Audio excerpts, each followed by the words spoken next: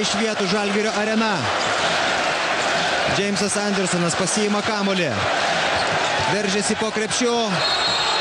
Įmeta su pražanga. 2 taškai ir pražangai. Ir Devekis prasižengia. Visiškai tiksliai viskas taip. Dabar reikia pataikyti vieną baudos metimą. 2,5 sekundės iki ketvirto kėlinio pabaigos. Jamesas Andersonas kartą jau buvo toks rezultatyvus kaip šį vakarą, bet šitas vakaras yra nepalyginamai svarbesnis. Vienas Jameso Andersono baudos metimas.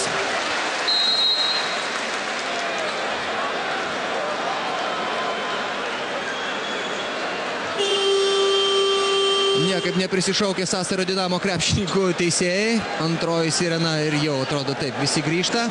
Jamesas Andersonas meta baudos metimą.